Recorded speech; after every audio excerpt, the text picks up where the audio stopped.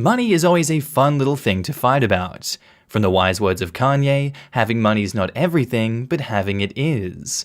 Do you agree with the actions of our first poster today? Let's talk about it. G'day there guys, it's your main man Markee and welcome back to another episode of r/AmITheA. Now if you love today's bloody good stories, I want you to sit back, relax, chuck a prawn of the Barbie, and get ready for some bloody good content. Let's go. Am I the a-hole for embarrassing my parents by putting out a tip jar? Now before the world went to crap, my parents loved hosting big parties. They'd ask me to play piano during these parties, and I would usually oblige. I've been playing piano since I was 5 and have competed at the state and national levels. They recently resumed hosting parties now that a lot of their friends have been vaccinated. Usually, I come downstairs, play a few Liszt or Chopin pieces, and head back upstairs to my room because there's no one my age at these parties.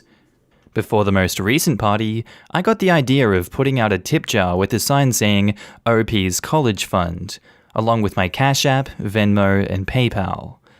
I did this because I'm going to college in the fall, and I want some extra spending money. My parents are pretty well off, and most of their friends are also well off, so I ended up earning almost $1,000 that night. My mum came up to me after the party was over and said I embarrassed her and my dad because the sign suggested they're going to have trouble paying for my college. Well, I had a talk with my parents, and they said that I should have 1. Ran the tip jar idea by them first, and 2. Changed the wording on the sign. Thank you to all the commenters who left suggestions. They're not going to cut me off as some have suggested, and for those who told me to get a real job, I'll be teaching the 8-year-old son of one of the party guests. I guess, yeah, you're a bit of an a-hole in this situation, though, I can support the idea, it's just that it wasn't well executed. And I don't mean to say that you were a dick for doing that, I think you should have ran it by your parents in the first place, because it is their party after all. Nothing wrong with taking some donations, it's just that a lot of people would see the wording on that as funding your college education, not funding some spending money. And I know that culture in America is much different to Australia here. You wouldn't ever really see something like that here in Australia. So really, I can understand it from reading Reddit heaps and seeing what's going on over there, but in personal experience, I've never seen someone busking to pay for higher education. At least not at parties. So yeah, I think you're the a-hole, you should have ran it by your parents first. This was not well thought out. Now in the comments, Chris is here says, "You're the a-hole because hitting up party guests in your own home is tacky. If you want to get paid to do gigs, then get yourself hired to play gigs." But they're not OP's guests. OP doesn't throw these parties. Exactly. But also someone else said the sign was misleading by saying that it was his college fund when it was actually spending money during college. Definitely true, but I wouldn't call a teenager an a-hole for that. A grown 30-year-old, I could see it, but not a kid who hasn't had the chance to learn yet. When exactly is he going to learn it if we all go, not the a-hole, totally reasonable? There's actually this really amazing middle ground where you explain something to a child without blaming them for not knowing something that was never taught to them. I would still follow it with a you're the a-hole judgment with that explanation. Someone can do an a-hole thing without being an actual a-hole overall and giving the impression that this money was going to pay for his degree as if his parents aren't going to help was wrong. It might have been a silly teenager mistake, but it was still wrong. So for this situation, in this particular sub, you're the a-hole is a reasonable response. Lol, this is some major rich kid crap. You're the a-hole, and donate that money to kids who actually can't afford college. I'm honestly baffled by the top comments replies saying not the a-hole, no a-holes here. This is major privileged kid nonsense. He doesn't need the money, and I doubt he even needs the extra spending money.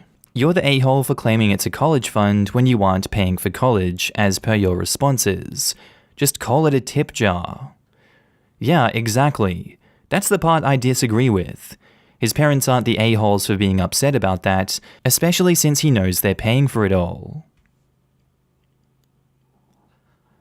Our next post is by user ACA, titled, "Am I the a-hole for asking my husband to listen to my podcast?" Honestly, I do think I'm the a-hole here, but I'll tell y'all the whole story. So I run a small podcast. I'm not going to reveal any information about the podcast, except for the fact that it's about books. I do a lot of work for this podcast, reading, preparing, booking guests, editing, etc. I don't make any money off of it, but I really enjoy doing it, and it makes my day-to-day life a lot more fulfilling. My husband has been supportive. He helped me make music for the show, designed my first logo, and for my birthday, even ordered keychains and stuff with the current logo on it. But he has never listened to the show. His reasons are twofold. One is that he doesn't really read books, and so the subject matter doesn't interest him.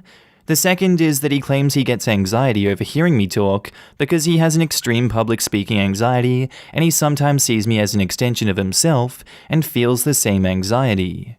I don't completely understand it, but there's that. Well, for a while I accepted it, until the other day when I borrowed his iPad and clicked Apple Podcasts to see if there were any new reviews. I saw the page for my show, and it said, "Not interested anymore?" and a thing saying it stopped downloading episodes to this device. Something about this just broke my heart, and I started crying.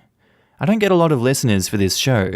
It's mostly just friends and family, and my husband isn't one of them. I know he supports the show in other ways though, so when he asked why I was crying, I asked him, "Why won't you just try my show? You've listened to hours and hours of YouTube and podcasts every day, and you're not always into those topics, but you won't listen to my show?" He claims I'm trying to guilt him into listening, and I suppose I was, but I just felt so crappy. Am I the a-hole? OP has offered the following explanation for why they think they might be the a-hole. I definitely see how I could be the a-hole by asking him to listen to a show he's not interested in, especially when he's helped me in other ways. I should just accept that he's not interested. Look, I could say you're the a-hole here. It's very obvious the reasons why for this, but I understand as a creator how hard it can be. And especially having a significant other, especially a husband, I imagine, you'd really want them to be interested in what you're interested in. So yeah, I can see where you're coming from, and I do feel bad. And I'm biased, I'm definitely biased towards this topic. But regardless, you shouldn't be guilting them for not watching your show. Everyone has their own interests. I guess instead of flat out ignoring it, he could have given it a try and then said, "Yeah, I've listened, it's good, it's just not my cup of tea, I'm sorry." That would have been an easier way for him to approach the situation, but that's not realistic, and that hasn't happened. I'm gonna go with no a-holes here for this one. Now in the comments, Kufnip says, "You're the a-hole. You shouldn't be trying to guilt him into listening, especially when he's given you perfectly valid reasons why he doesn't. He could feel uncomfortable listening to you for speaking publicly due to his anxiety, without it affecting his ability to listen to random strangers. Why is it so important that he makes himself uncomfortable just to boost your listener numbers when you already said he supports you in other ways?" I 100% agree that OP's husband is not obligated to listen, and that he has perfectly valid reasons not to. However, I don't really think that feeling disappointed, or expressing that disappointment, is necessarily guilting someone into anything. It's not the husband's job to manage OP's feelings about this, but that doesn't mean OP can't be honest. Seriously, open, honest communication is important in any healthy relationship. She has to be able to express how she's feeling, or it's going to bubble up into anger and resentment. Not the a-hole. Howard Project says, "You're the a-hole. He is helpful, he has supported you, he's just not interested in the topic." And OP replies, "You're right. I guess that says it all. I think I'm just projecting my own sadness onto him." Sadness about what? Low listenership? Might be worth figuring out what you're sad about, and then maybe enlisting your husband to help brainstorm ways to address those issues. Even if he can't listen, he clearly wants to support you. I suspect it's not about low listenership. I want my wife to take an interest in things that I'm excited by. I care about her opinion and listenership more than I'd care about anyone else's. We talk about how our days at work went as soon as we're both off. Usually the problems I'm facing are lessened in my eyes because she listens and validates my feelings, or sometimes makes me look at myself to recognize I'm screwing up. I totally understand how important your spouse's opinion of you can be. You're the a-hole. Your husband has been supportive and doesn't need to listen to the finished project. I also assume that he's getting a lot of the info that will be on the podcast before you record it, as this is something you're passionate about, so you probably talk about it. Turn the tables for a moment. If he streamed himself playing video games regularly, would you watch all of them, or just be a supportive spouse and let him have his thing? And OP replies, I see what you're saying here. I don't like video games at all, but my husband talks about them to me and I listen. I would think that if he created content about games on a weekly basis, I'd listen to support him. I try not to talk to him too much about the show, but I do get excited, so I guess he does know a fair bit. So do you have anxiety at all? This seems like an empathy problem on your part in regards to his anxiety. OP's not lacking in empathy simply because she's gutted that he won't give it a try. He's never listened to a single episode or even tried from the sound of it. I'd say this is a no a-holes here situation, and it's kinda crappy that everyone's being so hard on OP for just wanting her partner to give her stuff a try. And OK Dimension 609 says, no a-holes here.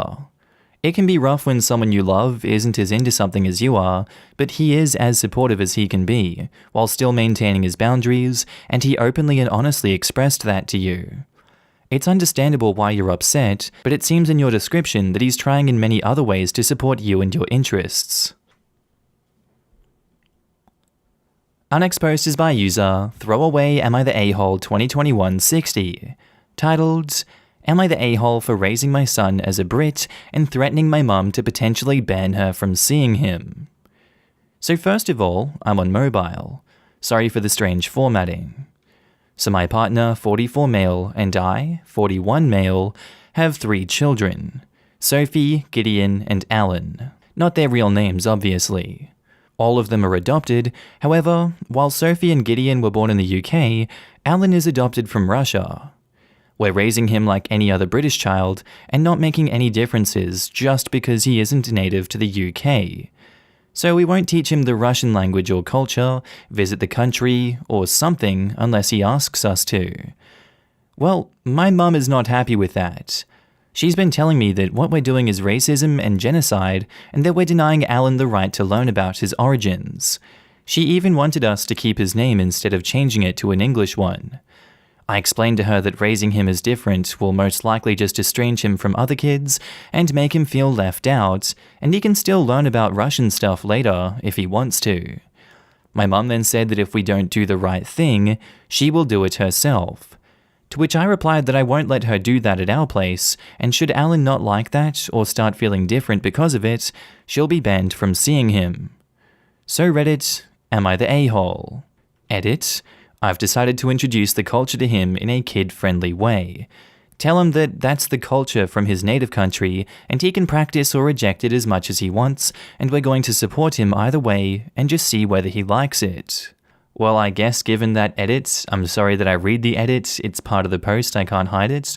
I guess it has to be a you're the a-hole, but I'm not going to really say like, this is a huge you're the a-hole judgment. I don't think you'd be doing right by the kid if you changed the kid's name and then denied him his heritage. It seems akin to the stolen generation here in Australia, and we still feel the impacts of that. Obviously, this is one case, this is not the entire generation. But because of that, I believe that it's wrong to deny the kid his heritage and cover it up and not let him learn his cultural roots. That seems to be doing the kid a huge disservice. So I'm glad that OP changed their mind in this one. The redemption doesn't change my mind on the ruling here. I still say you're the a-hole, but not overall. You don't seem like a terrible person. You just seem a bit ignorant in this situation. Now in the comments, New Bromance says, honestly, this one needs more info. Like, I've seen a ton of threads across Reddit about different kids who were kept from their heritage, etc., and the confusion and long-term trauma it can cause them. Whether being Russian will be important or not to your son, I do not know. But not giving him that choice could potentially cause him hurt in the long run. And OP replies, what do you mean by not giving him the chance? I've said that we'll absolutely support him if he decides to learn about his origins. I mean, it's in the way of, are you planning to make this information available to him as he develops, or just suddenly drop it on him at like 16 to 18 years old? Oh, by the way, you're a Russian adoptee. Or potentially not even that if he never thinks to ask. Your phrasing of decides to learn about his origins is ambiguous. And even if he knows from an early age, a child might not care that much and just see all the extra work, but might feel like he missed out on a lot when he gets older. I'm not saying to raise him as a Russian, of course, but having that connection to his roots is important. Disclaimer, I am not myself adopted, so I only go on what I've been told. Essex Catwoman says, I wouldn't keep him from his heritage. And I'm not sure how far you plan to go with support, if you will support if he asks. He doesn't know what he doesn't know. In terms of exploring the culture, there is no reason at all why you can't all explore Russian culture, including the other kids at home. It doesn't need to be singling him out at all. There will come a time when he will look to understand his place in the world, and if you've not done anything to support that till then, it will be jarring. If you aren't planning to proactively support all your children as they explore their identity, heritage, and place in the world, you're the a-hole. OP said they would if they asked. Until then, let's remember that this is a 10-month-old infant child we're talking about, and they are doing their best to raise it as their own. That's a huge commitment, and frankly takes some degree of courage to raise another child from a different cultural background, regardless of age. It takes zero courage to raise a child from a different background and pretend that they're not. If you adopt a kid from outside your race or culture, there's a responsibility to that child's heritage. Ignoring it is a disservice to that child. Our next post is by user AK47 Work Account, titled, Am I the a-hole for fact-checking? So my girlfriend gets upset when I use my phone to check things that she tells me. For instance, we got a couple of kittens a few months back, and she told me they couldn't eat a certain food or they would get sick. I hadn't heard this before, so I did a quick Google search and she was right. She was offended that I wouldn't just take her word for it. I feel like when I learn something new that challenges what I thought I knew, I should do a little research, but she sees it as me not believing that she knows things. She says I do this a lot, but this was the only example I could remember. Now in the comments, Soulmatey Ashib122 says, You're the a-hole. Yes, it's important to check information, but if you're doing this constantly, as it sounds like you are, it would be extremely irritating, like you're looking to prove them wrong all the time. There's not enough information for a you're the a-hole. She says he does this a lot, OP says he doesn't. There's only one time mentioned in the story, and it doesn't make sense to just take the girlfriend's word on this just because she says OP sucks. Also, OP said this was the only time he could remember, so it seems like the girlfriend must not have mentioned any other times when she accused him of doing it all the time. There is just zero evidence to go one way or the other the way this is written. As a person who has lived in the world, my experience is that if one person says to another, you do that a lot, but cannot name another specific incident, that's probably because they've not been obsessively compiling a mental list over time, rather than that they are lying. I can't prove the girlfriend is correct. This annoying thing happens frequently enough that she finally spoke up, and OP is wrong. This was like the only time ever, but it's also perfectly reasonable to do it. But I can think that her version is dramatically more likely. Yeah, I hate people who ask me when they do the thing they do all the time. I'm not keeping a mental catalogue for every little thing you've ever done or said that's annoyed me, but just because I can give you only 1 to 2 examples does not mean at all you've only done it 1 to 2 times. Plus, in my experience, if you do try to take notes of when they pull their crap, they say that you can't let go of things, or they try to argue about each instance instead of looking at the bigger pattern. It's a lose-lose situation. Also, if I try to bring it up gently or be nice or jokey about it, then I'm being passive-aggressive. If it happens often enough until the pot boils over and I display some form of irritation about it, then I'm being overly sensitive or easily annoyed. Why can't we just communicate with respect, where you acknowledge that something bothers me and I try to understand where you're coming from? Why does there always have to be a good guy and a bad guy? Alright guys, that's the end of the video. Friendly reminder that I'm now posting daily on my second channel, Markee 2. If you want to laugh at memes with me, link is down in the description below. On phone, you just click that little arrow underneath the video. I also want to say thank you to all my channel members and Patreon subscribers. Your names are currently floating down the screen here, and I love to see all of you guys. Thank you for joining me on this journey. Thank you for supporting me. I really appreciate it. If you see yourself on screen, I want you to give yourself a big pat on the back for being amazing as always, and thank you for supporting me again. I do hope that you guys have a good day, night, sleep, whatever it is you're up to. I'll see you in the next video. Bye.